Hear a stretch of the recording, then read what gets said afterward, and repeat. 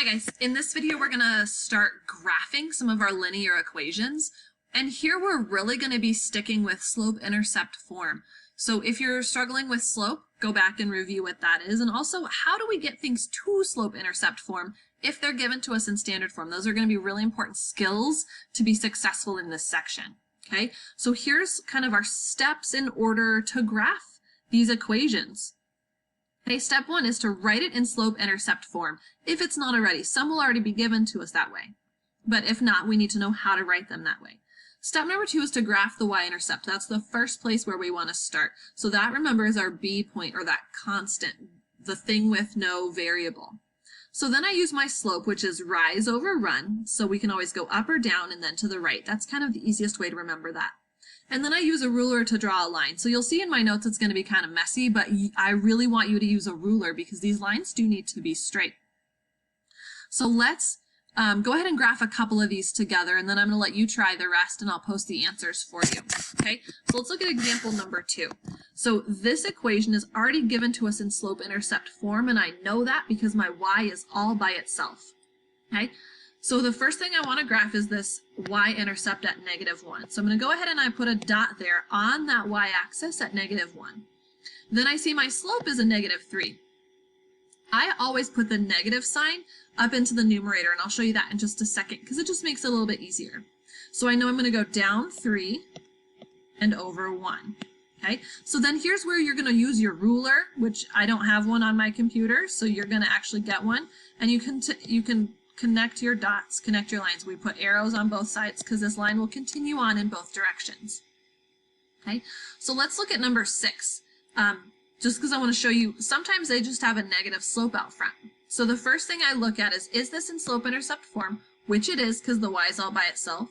So first I graph this -5, 1, 2, 3, 4, 5. And then I see I've got this slope of a -3 over 2.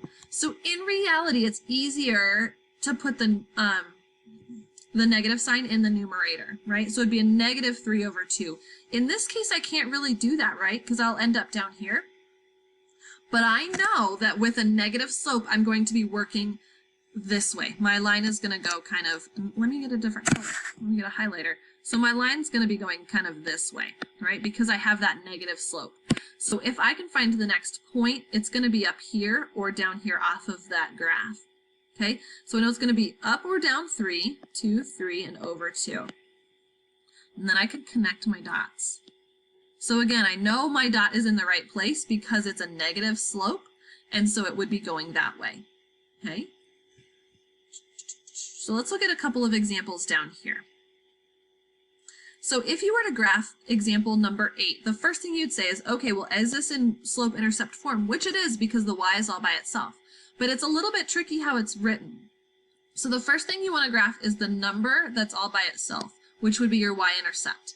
And here, even though this is written first, it's still the thing with no x or no variable, so you go ahead and graph that piece first. That's still your intercept. So 1, 2, 3. So I graph that dot, and I see that my slope is 5, so I know I go up 5 over 1. And it should be a positive slope, so as I read from left to right, it will go up, and that does in this case. So I'd use my ruler and graph my line. Okay, so let's look at a couple of examples down here. So let's look at number 10. So first thing is I see that this is not written in slope-intercept form, so that's going to be my first step. So in order to do that, I subtract x from both sides. So now I have 3y equals -x minus 3. And then I have to divide everything by 3. Remember, that's our big key important piece is I don't just divide both sides, I divide everything. So now I have y equals a -1/3 x minus 1. And I came up with that -1/3 because there's an invisible 1 right in front of this x. That was negative. And so you can leave x in the numerator, but we've seen these equations written where x is off kind of to the side. So I've just gone ahead and pulled it to the side. And I know that a -3 divided by 3 gives me a -1. Well, now I can graph this. So I see I have my y-intercept of a -1, and I have my slope of a -1/3. So again, this is where I would leave the negative in the numerator part, so I could go down 1 and over 3. And I'm going to draw my line using a ruler. Okay. Again, just do a quick double check.